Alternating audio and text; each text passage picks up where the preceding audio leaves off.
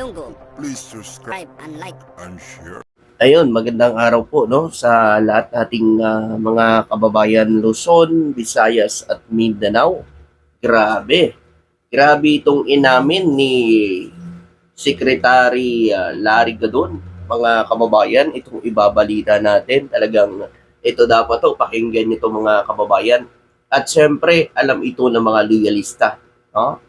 Ito po mga kababayan yung video na ito patungkol ito dun sa issue na sinasabi ng mga Didiles na hindi daw umano mananalo si PBBM kung hindi dahil kay Vice President Sara Duterte.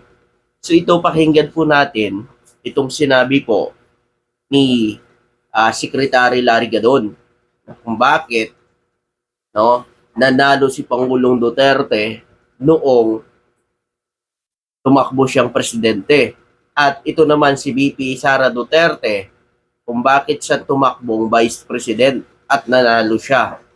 Ito pakinggan nyo at malaking sampal ito sa mga Didiles. No? Totoo ito mga kababayan. Ito, reaksyonan natin at paliwanagan itong mga kababayan natin. At ito, may idagdag din ako sa inyo kasi simula pa lang sa campaign, ako'y kasama na rin po sa mga rally na kinaganap ng Uniteam. So kahit panoorin nyo po sa mga video ko. No? So ito, pakinggan nyo ito. Ang MUCs, ang talagang may supporters ang Marcos.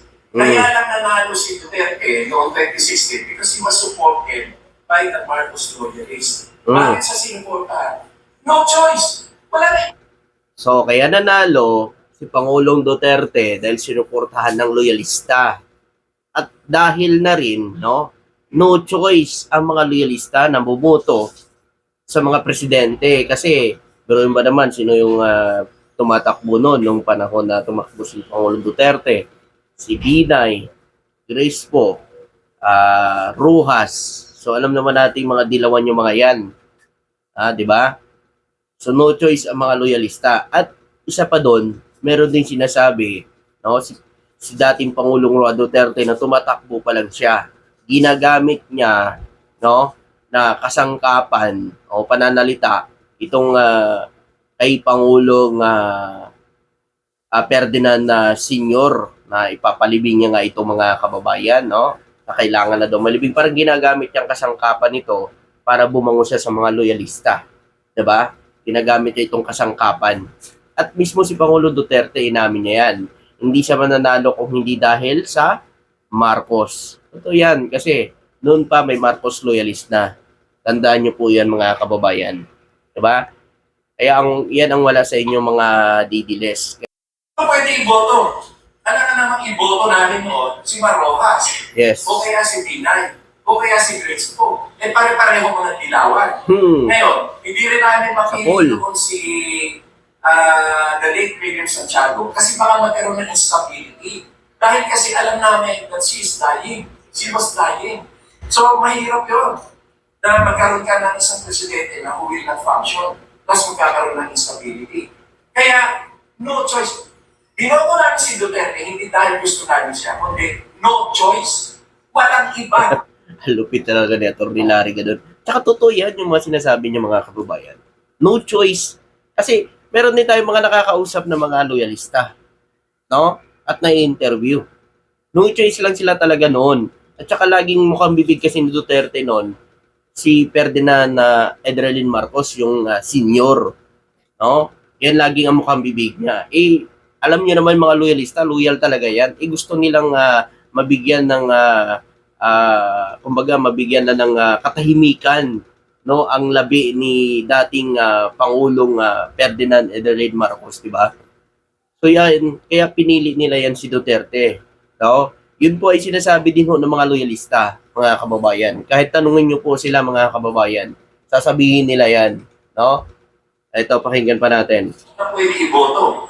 Alam naman iboto si Rojas, si Binay, si Grace po. Mga dilawan yun. Diba? Ngayon, ito ang pinakamatindi. Bakit si VP Sara tumakbo lamang na mayor noong 2022? Ito na yung sinasabi natin mga kababayan. Diba? Bakit si VP Sara daw ay tumakbo lamang na mayor at hindi presidente? Totoo yan. Kasi mga kababayan, nung panahon ng kampanya mga kababayan, nung filing pa lang ng COC, ay talagang hindi po nag-file si VP Sara kaagad ng for candidacy for presidente mga kababayan. 'Di ba? Mukhang pinag-isipan pa o marami pang aligasyon o marami pang naging ganyo para tumakbo. Tuloy natin.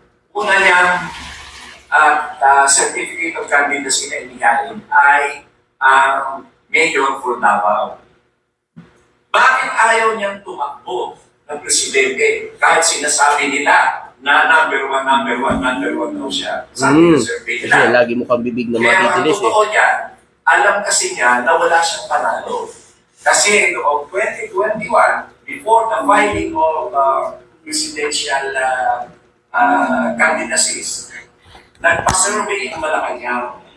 Inutusan ang mga congressman na mag-conduct ng mga totoong internal survey sa bawat distrito nila. Hindi Grabe itong isiniwalat ni Attorney Larry Gadon o ni Secretary Larry Gadon mga kababayan. Itong tungkol na ito sa pa-survey na ito nung panahon ni Pangulong Duterte. So ayon dito sa mga sinasabi po ni Secretary Larry Gadon, nagpa-survey daw umano ang dating Pangulong Duterte sa mga congressman kung ito po ba kung sino ang malakas na presidente. Oh, totoo yan. Kasi kami nag-survey din kami dati. Oh, number 1 talaga si PBBM. Si BP Sara nga, natatalo pa ni BP Lini. Natatalo pa siya ni Isko. Di ba dati? Nagsusurvey po kami. So ito, tuloy natin. Hindi ko palsi siya o kaya established kasi mga peke na mga hindi ba yan tsaka internal yung talagang susuyurin nyo rin kanila mga bayan-bayan. Ang nangyari, ang naging tamat ko yan sapagkat yung mga congressman nagre-report sa akin kasi mga kaibigan ko kahit na palihid na ginawa yun, kinukwento nila sa akin. Nako. Ang number 1 ay si BBM na malayong-malayo ang percentage. At that time, if I may recall, siguro mga 18% noon ang kay BBM. And then, ang sumunod sa kanya ay si Lenny Robredo. Oh, Totoo yan mga kababayan. No? Ang nag-insert noon, totoo yan. Kasi kami nag-survey din ho kami. At doon ho namin napag-alaman na talagang natatalo pa po siya ni BP Lini. Kasi pag nagsusurvey ho kami, sinasama na namin siya. Kasi nga, yun pong sinasabi ng mga titiles na sinasabi nila dati na tatakbo si BP Sara Duterte ng presidente dahil malakas, number 1. So nagsurvey ho kami noon mga kababayan. Kasama ho siya, BP Lini, BBM, Isko, Pacquiao. So yun po yung survey namin at saka si BP Sara Duterte. So lagi ho talaga BBM, Lini, yun po ang talagang magkasunod. Yun nga lang, malayo talaga. Malayo talaga yung survey kay BP Sara Duterte. At ngayon makikita nyo naman, no, meron tayong nagsusurvey ngayon na isa nating kababayan na vlogger na si Jason Elazar. So pwede nyo pong panoorin yan sa kanyang vlog. At talagang kahit saan po siya mapunta, talagang number 1 pa rin si PBBM sa puso ng taong bayan. Ang layo ni BP Sara, mga kababayan, hindi nga siya nangangalahati. No? So, tuloy natin. Si Isko Moreno, who got around 7% in the total. And then, ang pang-apat ay si Sara. No? Who only Grabe, got totoo. 4%. Pang-apat lang siya. Kaya hindi talaga siya tumakbong president. Wala siyang kumpiyansa kasi alam nila doon sa survey na yun, yung totoong survey, hindi palsi siya na wala talaga siyang boto. Hindi siya mananalo. So ang ginawa niya, nag-final lang siya ng mayor ng Davao. Kaya Kaya pala. lang, kinausap siya nung mainitan na yung eleksyon, kinausap siya ng kanilang family friend who is also a lawyer na dati ring government official na itago natin sa pangalan ng letter B. No? Merong letter B.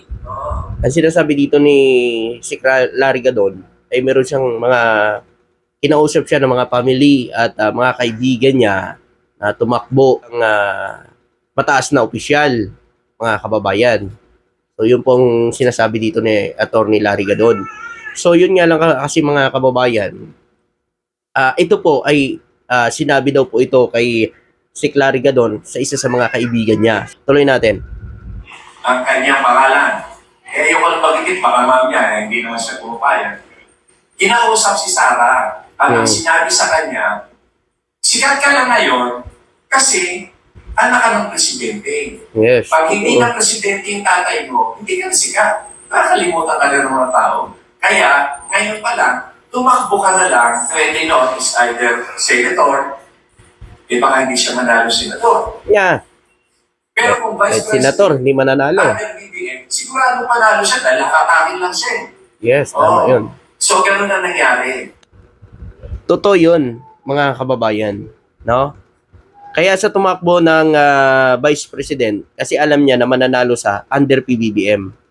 Pero kung nagsulo siya, mga kababayan, hindi talaga mananalo si VP Sara Duterte. Kahit nga nung rally, mga kababayan walang masyadong na pumupunta. 'Di ba iba sila ng ni PBBM, naghiwalay sila ng campaign na rally.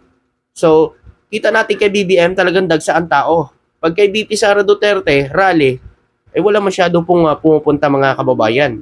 Dahil lahat na vlogger na sumusuporta sa admin ay nandun lahat sa admin. So pagdating doon kay VP Sara Duterte, mga kababayan, yung mga didilis lang, yun lang, sila Banat ba, yun yung nagko-cover. Pero pag kay PBBM, kasi ang daming tao crowded ang tao pag rally ni PBBM. Pero pag kay VP Sara Duterte, pag siya lang, mga kababayan, makikita natin, wala ho siyang masyadong tao. No? Wala masyadong tao sa rally ni VP Sara Duterte. Noong panahon ng kampanya, mga kababayan, kasi naghiwalayan sila Naghiwalay sila ni PBBM ng pangangampanya. No?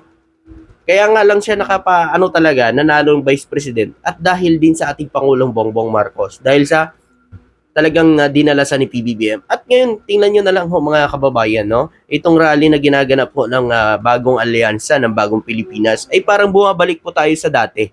Kung ano pong noong panahon po ng rally na ginagawa ni PBBM nung siya ay tumatakbo, ay parang ngayon nararanasan po natin ulit.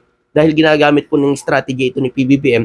Dahil ito po, no, ay pagpapakita na rin sa suporta sa kanyang mga senador, no? So makikita natin na talagang buo ang suporta ng ating Pangulong Bongbong Marcos sa mga tumatakbong senador niya, no? Kaya itong tinawag nila na bagong alyansa ng bagong Pilipinas. 'Di ba? Oh. Tsaka ngayon makikita natin rally nila, 'di ba? Nilalangaw nga rally nila Na hindi talaga mananalo si VP Sara kundi dahil sa Marcos, kahit si tatay niya pa noon. 'Di ba? No choice lang kasi. At ginamit na kasangkapan ni Duterte, no, si dating Pangulong Marcos. Ginamit niyang kasangkapan. Kaya alam niyo naman, yung mga loyalista, gusto na nila mabigyan ng kapayapaan ang labi ni Ferdinand Marcos Sr. Diba? Oh. So yun po mga kababayan, maraming salamat at magandang araw po. Thank you.